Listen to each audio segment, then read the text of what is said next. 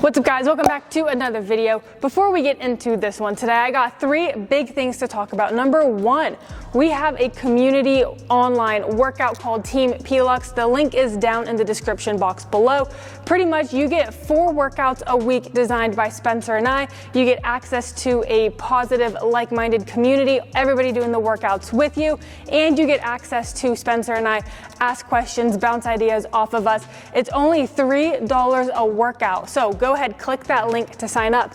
Second big thing, we have custom online programs. We're coming at you with all the online stuff. Click the link in the description box for that as well. That one, like I said, is custom. So we make a workout tailored exactly to you, your needs based upon your body, whether you're an athlete, whether you're just looking for personal training. Go ahead, click that link. It'll take you to our website and you can go from there. And the third big thing is we now have our YouTube memberships. We're offering different levels, different perks, including some live Q&As, including some access to Spencer and I. Lots of good things there, so make sure you check those out. All right, so today's video, we are giving you 10 exercises to build elite fast force production. So hopefully you guys enjoy the video. If you do, please give a thumbs up. Please subscribe to the channel. We post new videos every Thursdays, so make sure to subscribe to catch all of them. Hope you enjoy. All right, so these first 5 exercises, we're going more strength-based. I just want to preface this by saying I'm a huge fan of just lifting heavy and then doing like your jumps, your sprints, your throws, those things, and I think that that's going to be really awesome together. However, I do like to do some different techniques when I am trying to build fast force production. So we have to remember, you need that concentric force production, and you also have to have that eccentric force production, right? Every time you're trying to decelerate or to stop, you do have to produce force to counteract the movement. So one thing I love doing is getting a bar on the back, and essentially you're gonna drop into a back squat as fast as you can, stopping yourself at the bottom. So from here, boom, down and up. Down and up. You can see how I almost like pick my feet up a little bit, but you don't have to do that. You can actively just pull yourself down.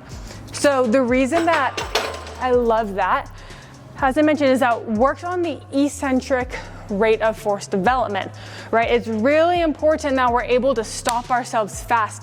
So the cue that I give here is to pull yourself down faster than gravity is pulling you. So what that means is if you're just dropping down from a heavy load, you're about right there. But if you're actively pulling yourself down, you're right there. So it's faster, it has to be intentional, and you have to hit that stop at the bottom. Now, once you're out of that position, very important that you stand up fast. All of our exercises, I tell our athletes, that concentric needs to be explosive. We want to train that way, right? Unless we're doing some type of tempo or working for if somebody has like a tendon issue, right? But overall, if you're trying to gain explosiveness, that concentric has to be aggressive as well. So this one's really, really fun to play with. Just watch the load to start. Number 2, if we are talking about rate of force production, we gotta have cleans in there. As you guys know, I am a huge fan of hang cleans. I love the load, like that dip that we have to get, because once again, that ties in that eccentric rate of force development, right? That dip right here, being able to stop and reverse it, I think is imperative for athletes. So I love that hang version because we get that. Hold on, I'm gonna smush my mic, move this thing to my back. So hang clean, I've done this 100 times on this channel. Dip, jump, drive, right? Very, very simple. If we're going a power clean, we're starting from the floor. I don't do this one often. However, there is always a time and a place, right? Depending on your athlete, I can definitely see why you would use this if you're like a track athlete, for example, starting in the blocks, because you're in that position and you have to explode out. Or depending on the position you play in football, I could see you doing it. However, if we're talking like a soccer player, I prefer hang clean for the reasons stated before, but power cleans are still great. All right, we set up here. Mike. So as you can see, you don't have that load that you do with the hang, but out of the bottom, you're jumping up. It's also really good to kind of teach the movement of the hang clean. Sometimes it's hard for people to understand that dip and that drive. So both are really awesome. I've said this before, but one of my favorite sayings of all time is you cannot Olympic lift slowly. If you're moving the bar slowly, it's not gonna happen. So this is a great way to work on that rate of force development. Number 3, I actually got 2 for you on this one. First one, we're gonna go a single leg squat. So I like doing a rear foot elevated. We'll use our roller. You can go back, like a back load. You can go front rack, whatever you want. Woo, almost fell. So from here, we're going all the way down and up. Single leg squats are one of the most important things that athletes need to be doing. If we can build up our unilateral strength, it is going to be an absolute game changer. We have every single week some variation of a single leg squat for our athletes. Everybody hits some type of unilateral movement for a squatting motion every single week because they are that important. There's so many things you can do. You don't have to do one with the roller. I just think it's absolutely fantastic. Another one I love is going to be a traditional front squat. So the reason I put these two together is essentially the goal here is just to build strength, right? Doing things where you lift heavy is so important because it gets everything firing, right? It really works that motor unit recruitment, getting everything to, in a sense, like co-contract, right? So without getting too technical, if we're just using light loads, that's really great and all. But when we're trying to lift something heavy, we can really get those like higher threshold motor units going, right? So the big boys to get going, because when we're playing our sport and we have to act really fast, we need these things to kick on instantly. So just a general front squat. Oh, I'm gonna hit my mic. This mic is beginning to drive me nuts. Right here, general front squat, down and up. Now the reason I love a front squat so much is I think there's huge correlation to a front squat with everything else, right? To our sprints, to our jumps. Back squats are absolutely fantastic. I started the video talking about them. But when it comes to a front squat, it's great for upper body position. And a lot of times that is imperative to be strong with really good thoracic extension. So I make sure all of our athletes can front squat. It also helps out with our hang cleans. Make sure you're getting some variation of these two exercises in. Number 4, we're going a landmine clean and jerk. So I love this exercise. To be honest, I probably wouldn't do a hang clean or power clean and this exercise. I'd probably pick one or the other for athletes. I love this one for our baseball athletes, our tennis athletes. So I like to start in a split position down here. I'm already putting tension on this bar, so I'm not starting here. I got tension on this bar. I'm gonna jump, flip, and then I'm gonna jerk it up. So once again, here, big chest, up, right there. Start a little bit lighter, right? You can load this one up though. Like we have our athletes go pretty heavy because it's working on just that concentric force production, right? So out of this, if it gets super heavy too, you can always start with like 2 hands, like from here, and then you would just release the one. So different options. This one's really good. Number 5, I gotta put trap bar. I'm not actually going to demo trap bar. I'm just gonna overlay clips. Loading this sucker up heavy, really, really good. It's great to work on our ability to produce force fast. We can go at higher speeds, and we can also load it up to work on the same things that I was talking about a couple exercises ago with activating all those, like getting the motor unit recruitment going, right? So when we go, it's about the intention to move fast. Even if we have a bunch of weight on it and we're not actually moving it fast, it's the intent to move it fast. Are you at least trying to? Now that doesn't mean that you jerk the bar up, right? I cannot stand when people are here and then they go boom and they try to jerk it up, right? Drive through your legs, push your feet into the ground. All you're doing is just trying to separate this bar from the floor. So make sure you're doing it right, but this is one of the best things that we can do for our athletes. All right, moving to more of the plyometric jump, more higher velocity movements. Number one, we're going to drop jump. So I like drop jumps and I like depth jumps. The main difference is a drop jump, it's stiffer angles. Your goal is to get off the ground fast. With a depth jump, you can like load it a little bit more. And so for me, that's the goal of jumping with more height. Both are fantastic because both you're having to drop, you're having to produce force to stop that downward momentum while still utilizing that energy being stored and then explode out. So this is an amazing exercise that we can use. I like if I'm making a program for someone who I need them to peak at a certain point, I'll introduce like depth drops, but then I progress it to drop jumps. Geez, so many depths and drops towards the end, because there's so much research out there that just shows the benefit of doing this exercise.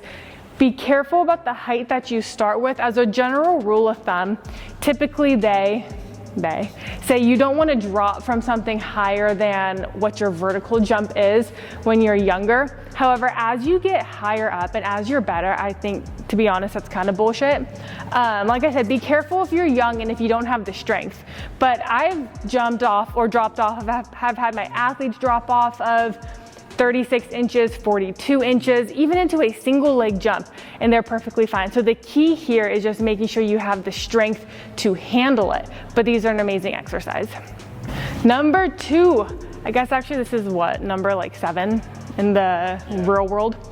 We're going a broad to a single leg box jump. So I'm gonna put in clips of Alex doing this exercise, but essentially we're jumping off 2, landing 1, jumping up onto the box. So I love this exercise because you have to have that transition period, right? It's not just a broad onto a box, which is fantastic, but having that single leg jump means that you have to be really strong on one leg to withstand that force, to produce force, while also utilizing momentum, utilizing stored energy to pop yourself up.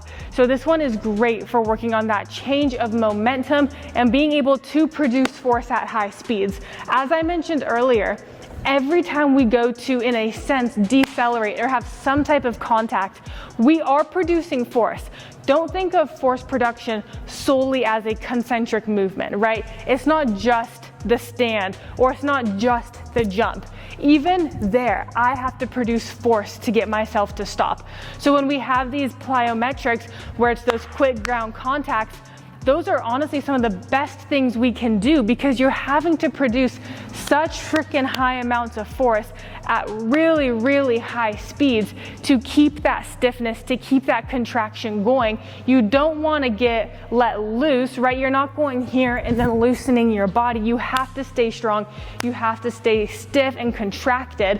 And by doing that, your body's producing that force to help you pop, right? So this is an amazing exercise to do. Number 3, we're going a half kneel sprint.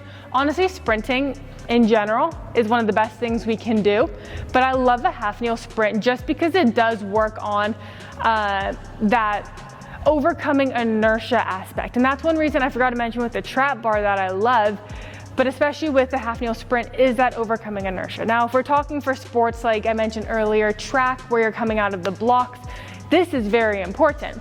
Yes, you can push off, but when we're talking like soccer, for example, or basketball, when usually we're sprinting out of movement, right? Whether I'm walking and then I got to sprint, or whether I'm jogging and then sprint, whatever it might be. But getting into a half kneel sprint here, we have to be really good with our setup. So just to work on mechanics, I love this. But we're coming out of this position, and this is really quite not advantageous, right? I have absolutely nothing going for me here. I'm in a half kneel. Not only do I have to get myself up, but I have to get myself out. So when we're doing this, the one thing that I always say you cannot do is stand straight up out of it, right? Our first step has to take us forward, pushing us there, right? That horizontal movement. So I'll tell my athletes, think that you're almost driving your knee into the ground to push that shin forward. I don't want to set up here with a vertical shin. I want to be here and boom, I want to push that knee down so it can help me shoot forward. This one is a really, really good exercise to work on overcoming inertia and just getting your body going as fast as you can. Number 4/9, my favorite exercise of all time, running hurdle hops. This exercise has had its own video multiple times. Absolutely fantastic. I will link the videos that I've talked about this exercise in so you guys don't have to hear me talk about it 100 times over. Absolutely fantastic for change of momentum, for staying strong, the ability to produce force eccentrically, concentrically, coordination, athleticism, all things world's greatest exercise right here. Last one, we are going something with the med ball. We are going a rebound scoop toss. So we're gonna be on the wall, we're gonna go here, pull it, and then we're going as hard as we can, right? So just hit it off, actively rip this thing here, and then you're gonna reverse it into the wall, right? It's not just a gentle one right there. This thing is as fast as you possibly can, especially when you pull it here. How fast can you rip it here? How fast can you stop? How fast can you reverse it into the wall? Yes, I do med ball with all of our athletes, our soccer players, all the way to our baseball players. I think that med ball is one of the best things we can do for full body coordination, for athleticism.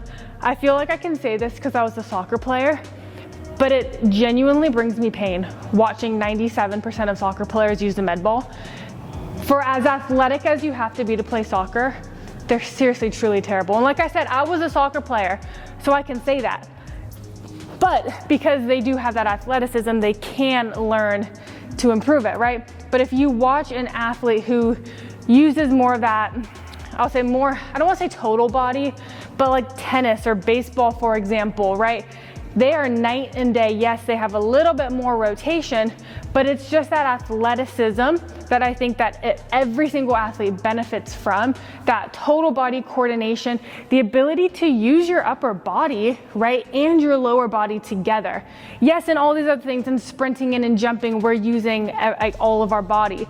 However, how many athletes have a very hard time coordinating their arms with a jump or their sprint? Because I'll tell you, a lot of athletes that we see have quite the trouble coordinating their arms with a jump.